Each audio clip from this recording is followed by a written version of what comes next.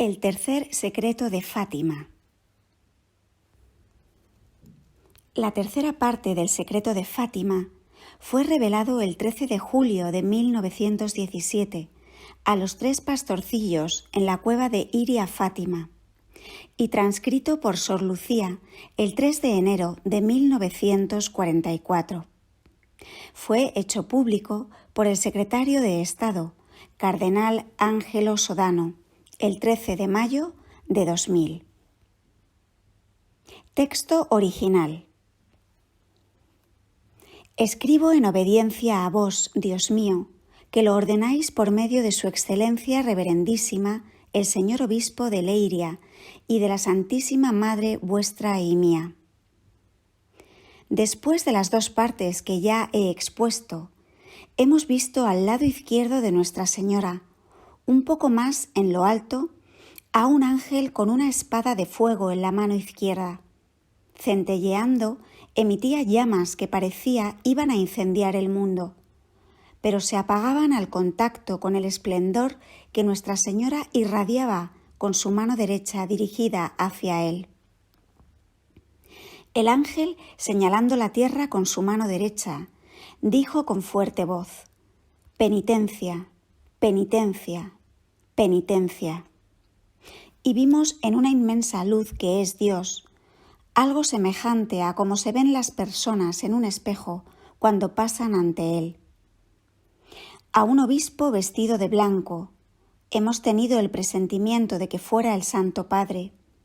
También a otros obispos, sacerdotes, religiosos y religiosas, subir una montaña empinada, en cuya cumbre había una gran cruz de maderos toscos, como si fueran de alcornoque con la corteza. El Santo Padre, antes de llegar a ella, atravesó una gran ciudad medio en ruinas y medio tembloroso con paso vacilante, apesadumbrado de dolor y pena, rezando por las almas de los cadáveres que encontraba por el camino. Llegado a la cima del monte, postrado de rodillas a los pies de la gran cruz, fue muerto por un grupo de soldados que le dispararon varios tiros de arma de fuego y flechas. Y del mismo modo murieron unos tras otros los obispos, sacerdotes, religiosos y religiosas y diversas personas seglares, hombres y mujeres de diversas clases y posiciones. Bajo los 2 brazos de la cruz había 2 ángeles, cada uno de ellos con una jarra de cristal en la mano, en las cuales recogían la sangre de los mártires y regaban con ella las almas que se acercaban a Dios. Comentario teológico de Benedicto XVI, siendo entonces Cardenal Joseph Ratzinger. El comentario teológico del prefecto de la Congregación para la Doctrina de la Fe está dividido en 3 partes: revelación pública y revelaciones privadas, su lugar teológico, la estructura antropológica de las revelaciones privadas y un intento de interpretación del secreto de Fátima. Punto número 1. Revelación pública y revelaciones privadas, su lugar teológico. El término revelación pública designa la acción reveladora de Dios destinada a toda la humanidad, que ha encontrado su expresión literaria en las 2 partes de la Biblia, el Antiguo y el Nuevo Testamento. Se llama revelación porque en ella Dios se ha dado a conocer progresivamente a los hombres, hasta el punto de hacerse él mismo hombre, para atraer a sí y para reunir en sí a todo el mundo por medio del Hijo encarnado, Jesucristo. En Cristo Dios ha dicho todo, es decir, se ha manifestado a sí mismo y por lo tanto la revelación ha concluido con la realización del misterio de Cristo, que ha encontrado su expresión en el Nuevo Testamento. Punto número 2. La revelación privada, en cambio, se refiere a todas las visiones y revelaciones que tienen lugar una vez terminado el Nuevo Testamento. Es esta la categoría dentro de la cual debemos colocar el mensaje de Fátima. La autoridad de las revelaciones privadas, prosigue el cardenal Ratzinger, es esencialmente diversa de la única revelación pública. Esta exige nuestra fe. La revelación privada, en cambio, es una ayuda para la fe y se manifiesta como creíble precisamente porque remite a la única revelación pública.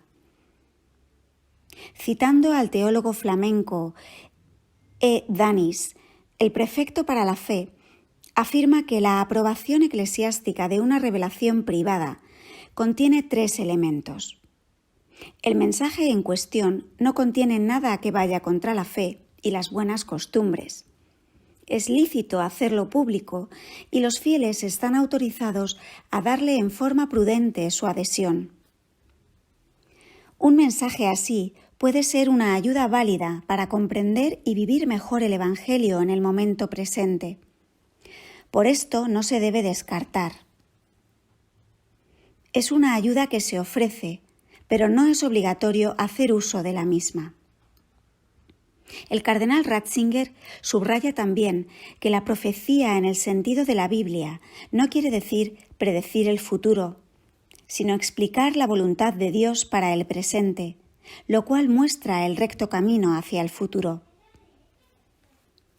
La parte más importante del comentario teológico está dedicada a un intento de interpretación del secreto de Fátima.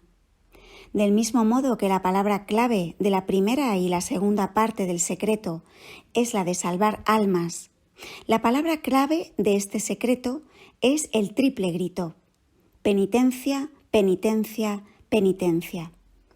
Viene a la mente el comienzo del Evangelio: Paenitemini et credite Evangelio, Marcos 1:15. Comprender los signos de los tiempos significa comprender la urgencia de la penitencia, de la conversión y de la fe. Esta es la respuesta adecuada al momento histórico, que se caracteriza por grandes peligros y que serán descritos en las imágenes sucesivas. Me permito insertar aquí un recuerdo personal. En una conversación conmigo, Sor Lucía me dijo que le resultaba cada vez más claro que el objetivo de todas las apariciones era el de hacer creer siempre más en la fe, en la esperanza y en la caridad. Todo el resto era solo para conducir a esto. Punto número 3. Después, el prefecto de la Congregación para la Fe pasa revista a las imágenes del secreto. El ángel con la espada de fuego a la derecha de la Madre de Dios recuerda imágenes análogas en el Apocalipsis. Representa la amenaza del juicio que incumbe sobre el mundo, la perspectiva de que el mundo podría ser reducido a cenizas en un mar de llamas. Hoy no es considerada absolutamente pura fantasía. El hombre mismo ha preparado con sus inventos la espada de fuego. La visión muestra después la fuerza que se opone al poder de destrucción, el esplendor de la Madre de Dios y proveniente siempre de Él, la llamada a la penitencia. De este modo se subraya la importancia de la libertad del hombre. El futuro no está determinado de un modo inmutable, y la imagen que vieron los niños no es una película anticipada del futuro, de la cual nada podría cambiarse. En realidad, toda la visión tiene lugar solo para llamar la atención sobre la libertad y para dirigirla en una dirección positiva. Su sentido es el de movilizar las fuerzas del cambio hacia el bien. Por eso están totalmente fuera de lugar las explicaciones fatalísticas del secreto que dicen que el atentador del 13 de mayo de 1981 habría sido en definitiva un instrumento de la providencia. La visión habla más bien de los peligros y del camino para salvarse de los mismos. Pasando a las siguientes imágenes, el lugar de la acción, explica el cardenal Ratzinger, aparece descrito con 3 símbolos: una montaña escarpada, una gran ciudad medio en ruinas y finalmente una gran cruz de troncos rústicos. Montaña y ciudad simbolizan el lugar de la historia humana, la historia como costosa subida hacia lo alto, la historia como lugar de la humana creatividad y de la convivencia, pero al mismo tiempo como lugar de las destrucciones, en las que el hombre destruye la obra de su propio trabajo. Sobre la montaña está la cruz, meta y punto de orientación de la historia. En la cruz, la destrucción se transforma en salvación, se levanta como signo de la miseria de la historia y como promesa para la misma. Aparecen después aquí personas humanas, el obispo vestido de blanco, hemos tenido el presentimiento de que fuera el Santo Padre, otros obispos, sacerdotes, religiosos y religiosas, y finalmente hombres y mujeres de todas las clases y estratos sociales. El Papa parece que precede a los otros, temblando y sufriendo por todos los horrores que lo rodean. No solo las casas de la ciudad están medio en ruinas, sino que su camino pasa en medio de los cuerpos de los muertos. El camino de la Iglesia se describe así como un vía crucis, como camino en un tiempo de violencia, de destrucciones y de persecuciones. En esta imagen se puede ver representada la historia de todo un siglo. Del mismo modo que los lugares de la tierra están sintéticamente representados en las dos imágenes de la montaña y de la ciudad, y están orientados hacia la cruz, también los tiempos son representados de forma compacta. En la visión podemos reconocer el siglo pasado como siglo de los mártires, como siglo de los sufrimientos y de las persecuciones contra la Iglesia, como el siglo de las guerras mundiales y de muchas guerras locales que han llenado toda su segunda mitad y han hecho experimentar nuevas formas de crueldad. En el espejo de esta visión vemos pasar a los testigos de la fe de decenios. El prefecto de la Congregación de la Doctrina de la Fe afirma también que en el Vía Crucis de este siglo la figura del Papa tiene un papel especial. En su fatigoso subir a la montaña podemos encontrar indicados con seguridad junto a diversos papas que, empezando por Pío X hasta el Papa actual, han compartido los sufrimientos de este siglo y se han esforzado por avanzar entre ellos por el camino que lleva a la cruz. En la visión, también el Papa es matado en el camino de los mártires. ¿No podía el Santo Padre, cuando después del atentado del 13 de mayo de 1981 se hizo llevar el texto de la tercera parte del secreto, reconocer en él su propio destino? Había estado muy cerca de las puertas de la muerte y él mismo explicó el haberse salvado con las siguientes palabras: «Fue una mano materna la que guió la trayectoria de la bala y el Papa agonizante se detuvo en el umbral de la muerte». 13 de mayo de 1994.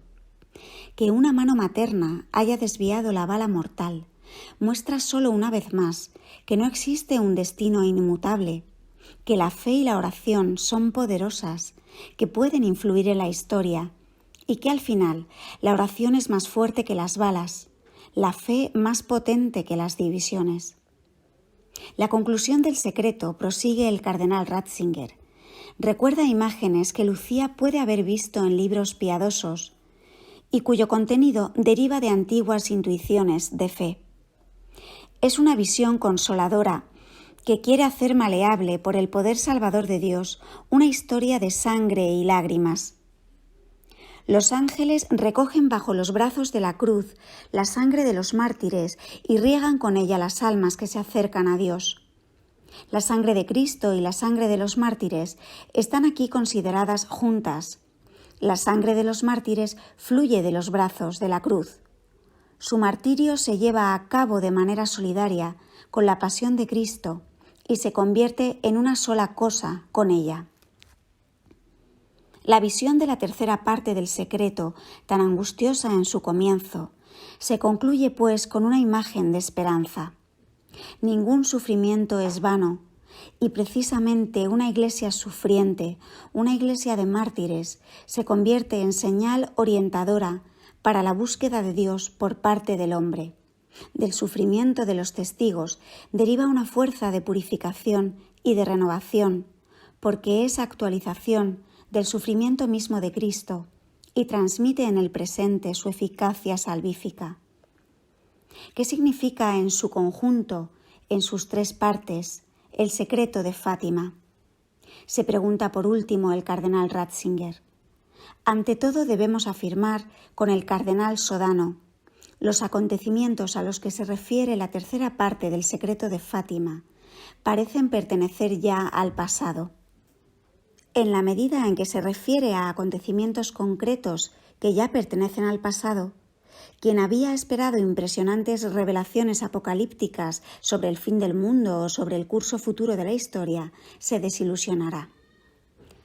Fátima no nos ofrece este tipo de satisfacción de nuestra curiosidad, lo mismo que la fe cristiana no quiere y no puede ser un mero alimento para nuestra curiosidad. Lo que queda de válido lo hemos visto de inmediato al inicio de nuestras reflexiones sobre el texto del secreto, la exhortación a la oración como camino para la salvación de las almas y, en el mismo sentido, la llamada a la penitencia y a la conversión. Quisiera al final volver aún sobre otra palabra clave del secreto, que con razón se ha hecho famosa: mi corazón inmaculado triunfará. ¿Qué quiere decir esto?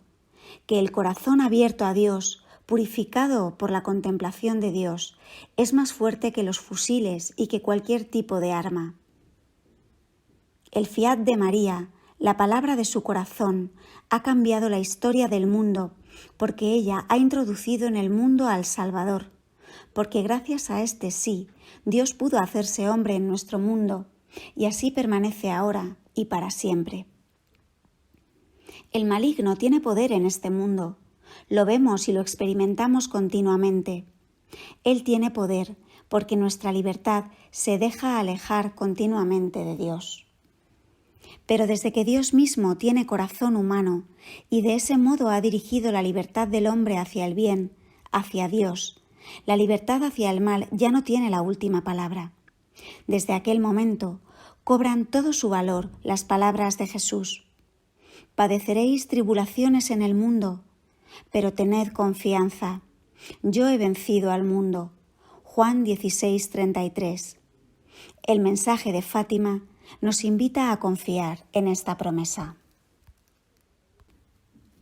Otras claves para comprender el tercer secreto de Fátima. ¿A qué se refiere el secreto? En una carta del 12 de mayo de 1982 dirigida a San Juan Pablo II, Sor Lucía escribió: la tercera parte del secreto se refiere a las palabras de la Virgen: si atendieran mis peticiones, Rusia se convertirá y habrá paz. Si no, esparcirá sus errores por el mundo, promoviendo guerras y persecuciones a la Iglesia. Los buenos serán martirizados. El Santo Padre tendrá que sufrir mucho. Varias naciones serán aniquiladas. En términos generales, la tercera parte del secreto se refiere al conflicto del siglo XX entre la Iglesia y la Rusia comunista. ¿Qué simboliza el ángel con la espada de fuego? El ángel con la espada de fuego representa el juicio que caería sobre el mundo si no fuera por la intercesión de María, que irradia la luz que detiene la espada. Durante muchos años se rumoreó que la tercera parte del secreto implicaba la posibilidad de una guerra nuclear. Si hay algo en el texto que sugiere esto, es el fuego de la espada que Sor Lucía describió como algo que dejaría el mundo en llamas. En la Escritura, el fuego puede ser una imagen del juicio o de conflicto en general.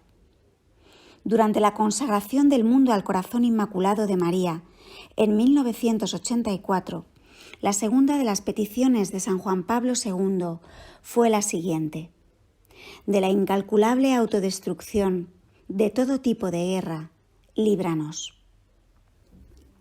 ¿Qué representa el viaje del obispo vestido de blanco? Las montañas son lugares tradicionales donde el hombre se encuentra con Dios, La difícil escalada de una montaña sugiere la perseverancia necesaria para seguir a Dios. La robustez de la cruz, representada en la visión, evoca la dureza de los sufrimientos de Cristo y quienes los comparten. El viaje del Papa y sus acompañantes a través de la ciudad en ruinas sugiere que la Iglesia deberá atravesar la destrucción que acompaña a la guerra y que evoca el sufrimiento del pontífice al ser incapaz de detenerla. Esto refleja la experiencia de muchos papas del siglo XX. ¿Qué significa la aparente muerte del obispo vestido de blanco? Como ya hemos comentado, esto parece referirse al intento de asesinato de San Juan Pablo II el 13 de mayo de 1981, en el aniversario de la primera aparición de la Virgen de Fátima. Esto demuestra que él, al igual que muchos otros miembros de la Iglesia, debía enfrentar la posibilidad del martirio durante el conflicto entre la Iglesia y el comunismo ruso. Los críticos de la interpretación dada por la Santa Sede apuntaban al hecho de que San Juan Pablo II no murió. Sin embargo, para esto hay un par de respuestas. En primer lugar, si en la visión Lucía vio que le dispararon al Papa y cayó al suelo, ella pudo haber pensado que fue asesinado, aunque en realidad solo estuviera herido gravemente. En segundo lugar, la intercesión de María cambió lo que pudo haber sucedido. Después de leer el tercer secreto, San Juan Pablo II atribuyó su supervivencia a María. Recordemos lo que dijo el entonces cardenal Ratzinger, que hemos comentado con anterioridad. Que una mano materna haya desviado la bala mortal muestra solo una vez más que no existe un destino inmutable, que la fe y la oración son poderosas, que pueden influir en la historia y que al final la oración es más fuerte que las balas, la fe más potente que las divisiones. ¿Qué quiere decir que los ángeles carguen una jarra de cristal en la mano? Los ángeles que recogían la sangre de los mártires y regaban con ella las almas que se acercaban a Dios son un poderoso símbolo de la salvación y enseñan la importancia de su sangre. Ellos completan en favor del cuerpo de Cristo lo que aún falta a sus sufrimientos. ¿El Vaticano ya ha revelado todo el secreto? A pesar de que algunos digan lo contrario, el Vaticano ha revelado todo el secreto. En su comentario teológico, Benedicto XVI lo señala 2 veces. Quien lee con atención el texto del llamado tercer secreto de Fátima, que tras largo tiempo por voluntad del Santo Padre viene publicado aquí en su integridad, tal vez quedará desilusionado o asombrado después de todas las especulaciones que se han hecho. No se revela ningún gran misterio, no se ha corrido el velo del futuro. Vemos a la Iglesia de los mártires del siglo apenas transcurrido, representada mediante una escena descrita con un lenguaje simbólico, difícil de descifrar. ¿Existen otras interpretaciones posibles del tercer secreto? Dado que la Santa Sede no ha definido infaliblemente la materia, son posibles otras interpretaciones. Pero esto no quiere decir que otras interpretaciones sean racionales, sobre todo si se apartan de las líneas principales de la interpretación dada por la Santa Sede. La misma Sor Lucía estuvo de acuerdo con la interpretación ofrecida por el Vaticano y reiteró su convicción de que la visión de Fátima se refiere sobre todo a la lucha del comunismo ateo contra la Iglesia y los cristianos y que describe el inmenso sufrimiento de las víctimas de la fe en el siglo XX. Si os ha gustado este vídeo que os hemos ofrecido desde el canal El Rosario de las 11, os animamos a darle like y sobre todo a reenviarlo. Hemos obtenido estos contenidos de la página web de Aciprensa, a quien enviamos nuestro agradecimiento, y nos parece muy importante la difusión de estos mensajes, que en definitiva son tranquilizadores, especialmente en los momentos difíciles que estamos pasando, en los que hay muchas especulaciones sobre muchos temas. Os invitamos, por supuesto, también a suscribiros al canal El Rosario de las 11, suscripción que es totalmente gratuita, para que estéis al tanto de todos los contenidos que se van subiendo al canal. Un abrazo muy fuerte para todos y que Dios os bendiga.